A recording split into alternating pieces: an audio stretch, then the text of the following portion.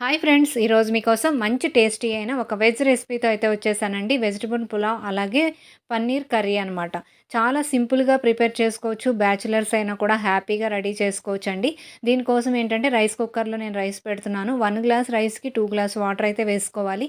మీకు ఈ కొలతలు తెలిసిందే కదా! కుక్కర్ అయినా, రైస్ కుక్కర్ అయినా, నార్మల్ కుక్కర్ అయినా సరే సేమ్ కొలతలండి. ఇంక ముందు నానబెట్టుకోండి రైస్ అనేది. ఆ తర్వాత దీంట్లోకి పులావ్‌కి సంబంధించిన మిశ్రమాన్నయితే తయారు చేసుకుందామండి. దీనికోసం పొయ్యి మీద ఒక ప్యాన్ అయితే పెట్టుకోండి. దాంట్లో పొడవుగా కట్ చేసుకున్న ఆనియన్స్, అలాగే పచ్చిమిర్చి వేసుకోండి.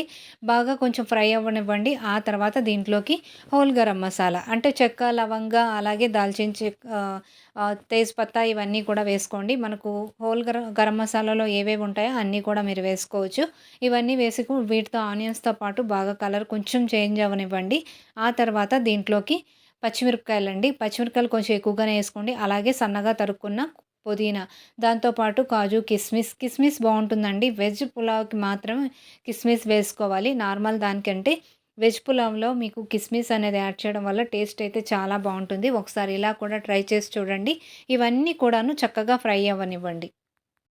అలాగే కొంచెం అల్లం వెల్లుల్లి పేస్ట్ కూడా వేసుకోండి. అది కూడా పచ్చివాసన పోయే వరకు ఫ్రై అయితే చేసేసుకోండి. ఇది కొంచెం పచ్చివాసన పోయింది గదా! ఇప్పుడు దీంట్లోకి మీకు నచ్చిన వెజిటబుల్స్ వేసుకోవచ్చు. నేనైతే క్యారెట్ అలాగే గ్రీన్ పీస్ వేస్తున్నాను. మీకు కావాలి అనుకుంటే దీంట్లోకి మీల్ మేకర్ వేసుకోవచ్చు. దాంతో పాటు క్యాలీఫ్లవర్ అలాంటివి కూడా వేసుకోవచ్చండి. వెజ్ పులావ్ కాబట్టి దీనికి తగినంత ఉప్పు, అలాగే కొంచెం కారం కూడా వేసి కొంచెం బాగా మిక్స్ చేసుకోండి. దీంట్లో ఎక్కువ మసాలాలు వేయకండి. ఎందుకంటే మనం తీసుకున్న రైస్ క్వాంటిటీని బట్టి మీరు దీంట్లో వేసే బిర్యానీ మసాలాలు చూసుకోవాల్సి ఉంటుంది. ఎందుకంటే రైస్ తక్కువ ఉండి మసాలా ఎక్కువైపోయినా కూడా అస్సలు టేస్ట్ అనేది బావుండదండి. మైల్డ్‌గా ఉంటేనే పులావ్‌కనేది టేస్ట్ బావుంటుందనమాట. బాగా అన్నీ మిక్స్ అయిపోయాయి కదండీ! ఇప్పుడు దీన్ని మనం తీసుకువెళ్ళి మనం నానబెట్టుకున్న రైస్‌లో యాడ్ చేసేసుకోవడమే. మీరు ఒకసారి కలుపుకున్న తర్వాత మీరు మరొకసారి కొంచెం చెక్ చేసుకోండి. ఒకవేళ ఉప్పు గానీ ఏదైనా తక్కువ ఉందనిపిస్తే అప్పుడు వేసుకుందురు గానీ, కారం అయితే మనకు పచ్చిమిరపకాయలేసాం కాబట్టి, మనకు కారం లైట్‌గా వేశానండి. అందుకని సరిపోతుంది. మూత పెట్టేసారంటే మనకు రైస్ కుక్కర్ కాబట్టి ఆటోమేటిక్‌గా అయిపోతుందండి. లేదనుకుంటే మీరు నార్మల్ కుక్కర్‌లో పెట్టారు అంటే 2 విజిల్స్ రానివ్వండి. తర్వాత 5 మినిట్స్ సిమ్‌లో పెట్టారంటే అప్పుడు మనం పులావ్ అనేది పర్ఫెక్ట్‌గా వస్తుందనమాట. ఇక మన పన్నీర్ గ్రేవీ కోసం ప్రిపేర్ చేసుకుందామండి. ఒక ప్యాన్‌లో ఆయిల్ అయితే వేసుకోండి. దాంట్లో పొడవుగా కట్ చేసుకున్న ఆనియన్స్ అలాగే కొంచెం కొత్తిమీర వేసుకొని బాగా ఫ్రై అయితే చేసేసుకోవాలి. అంటే మరీ ఎక్కువ రోస్ట్‌గా చేసుకోకండి. ఆనియన్స్ అనేది కలర్ చేంజ్ అయిన వరకు ఉంచితే సరిపోతుంది. ఎందుకంటే మనం గ్రేవీ కర్రీకి ఫ్రై చేసినప్పుడు మరీ రోస్ట్ అనేది రానివ్వకూడదు. ఇలా కొంచెం కలర్ చేంజ్ అయింది అన్నప్పుడు దీంట్లోకి కట్ చేసుకున్న ఒక 3 టొమాటోస్ అయితే వేసుకోండి. నేను 200 గ్రామ్స్‌కి మన పన్నీర్ కర్రీ అని అయితే ప్రిపేర్ చేస్తాను. దాన్ని బట్టి నేను చేస్తున్నాననమాట. మిగతాది మీరు చేసుకున్నప్పుడు క్వాంటిటీని బట్టి చెక్ చేసి వేసుకోండి. టమాటాలు వేసిన తర్వాత అది మగ్గడం కోసం కొంచెం కారం అయితే యాడ్ చేస్తున్నాను. బాగా ఎందుకంటే టమాటాలు రేగుతాయండి. లేదనుకుంటే అలా ఉంటాయన్నమాట. ఇప్పుడు కొంచెం ఫ్రై అయిపోయింది కదా! బాగా మూత పెట్టారంటే మరింత బాగా కుక్ అవుతుంది. ఇది బాగా కుక్ అయిన దాన్ని మనం పేస్ట్‌గా అయితే ప్రిపేర్ చేసుకుంటామండి. పన్నీర్ కర్రీ, ఈ పులావ్ 2 కలిపి కూడా చాలా క్విక్‌గా రెడీ అయిపోతాయి. మహా అంటే మనకు ఒక 20 మినిట్స్‌లో ఈ కర్రీ అండ్ మన రైస్ 2 కూడా ప్రిపేర్ చేసేసుకోవచ్చనమాట. చూస్తున్నారు కదా! ఇవన్నీ కూడా తీసేసుకొని చల్లార పెట్టుకుందాం పేస్ట్ అనేది ప్రిపేర్ చేయడానికి. ఇక సేమ్ ప్యాన్‌లోనే బటర్ అయితే తీసుకుంటున్నానండి. పన్నీర్‌కి బటర్ అయితేనే బావుంటుంది. మీరు వద్దనుకుంటే ఆ నార్మల్ ఆయిల్ కూడా వేసుకోవచ్చనమాట. బటర్ అయితే మెల్ట్ అయిపోయింది కదండీ! ఇప్పుడు దీంట్లోకి కొంచెం 1 tablespoon ginger garlic paste అలాగే కరివేపాకు ఈ 2 కూడా వేసుకొని చక్కగా ఫ్రై అనేది చేసుకోవాలండి.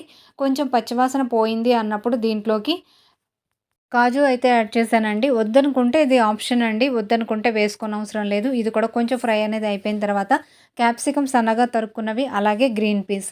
నేను చెప్పాను కదండీ 200 గ్రామ్స్ క్వాంటిటీకి సరిపడా వేస్తున్నాను. అలాగే కొంచెం పసుపు, కొంచెం కారం, అలాగే ఉప్పు. కారం అనేది మనం స్టార్టింగ్‌లో వేసాం కాబట్టి కొంచెం తగ్గించి వేశానండి. ఇవన్నీ కూడా 3 వేసిన తర్వాత బాగా ఒకసారి కలిపేసుకోండి. ఇవి తొందరగానే మగ్గిపోతాయండి క్యాప్సికమ్ అలాగే గ్రీన్ పీస్. కొంచెం మూత పెట్టి అంతలోపు మనం పేస్ట్ అనేది ప్రిపేర్ చేసేసుకుందాం.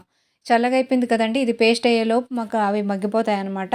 ఇవి చూస్తున్నారు కదా! ఈ 2 కూడా చాలా క్విక్ రెసిపీస్ అండి. మీకు లంచ్ బాక్స్ కంటే ఆఫీస్‌కెళ్ళే వారికి కానీ, స్కూల్‌కెళ్ళే పిల్లలకి కానీ క్విక్‌గా రెడీ చేసుకోవచ్చనమాట. టేస్ట్ కూడా చాలా చాలా బావుంటుంది. మన పేస్ట్ ప్రిపేర్ అయిపోయిందండి. ఇప్పుడు దీన్ని తీసుకెళ్ళి మనకు ఇవి చక్కగా కుక్ అయిపోయాయి కదా! దీంట్లో వేసేసుకోవడమే.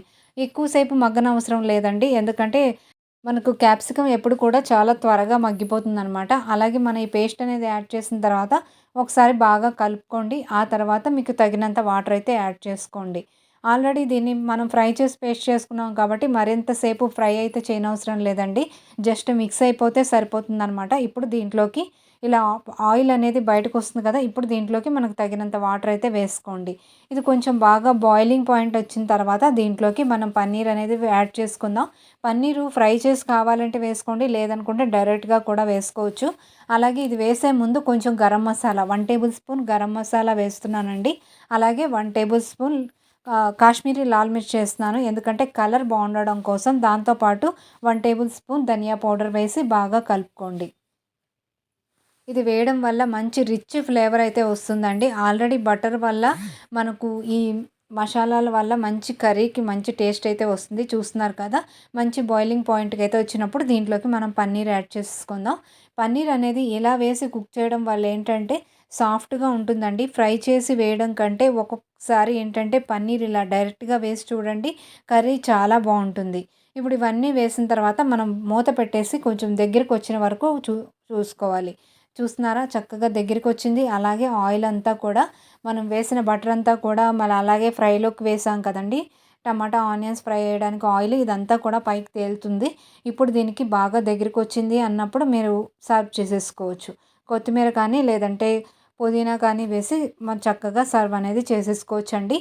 కర్రీ అనేది నేను ఇలా ఉన్నప్పుడు తీసేస్తున్నాను. ఎందుకంటే మనం ఈ గ్రేవీ వేయడం వల్ల మరీ ఎక్కువసేపు దగ్గరికి కుక్ చేసామంటే చల్లగయ్యాక మరీ దగ్గరికొచ్చేస్తుందండి. ఇక మన రైస్ కూడా రెడీ అయిపోయింది. చూస్తున్నారు కదా! ఎంత బాగా రెడీ అయిపోయిందో. చూడడానికే కాదండి టేస్ట్ వైస్ కూడా చాలా చాలా బావుంటుంది. తప్పకుండా ఈ కాంబినేషన్‌ని మీరు లంచ్ బాక్స్ కోసం ప్రిపేర్ చేసుకుంటారు. అలాగే లేదంటే సండే కోసమైనా ప్రిపేర్ చేసుకుంటారని అనుకుంటున్నాను ఫ్రెండ్స్. ఈ వీడియో గనక నచ్చినట్టయితే తప్పకుండా ఒక లైక్ అయితే ఇవ్వండి. అలాగే ఫ్రెండ్స్‌కి, ఫ్యామిలీ మెంబర్స్‌కి షేర్ అయితే చేయండి ఫ్రెండ్స్. అలాగే ఇంతవరకు సబ్స్క్రైబ్ చేయని ఫ్రెండ్స్ ఎవరైనా ఉంటే ప్లీజ్ చేసుకోండి. ఎందుకంటే మన ఛానల్‌లో ఇలాంటివి చిన్న చిన్న క్విక్‌గా రెడీ అయిపోయే రెసిపీస్ అలాగే మంచి షాపింగ్ వీడియోస్ ఉంటాయి. మళ్ళీ నెక్స్ట్ వచ్చే వీడియోతో కలుద్దాం. అంతవరకు సెలవు ఫ్రెండ్స్.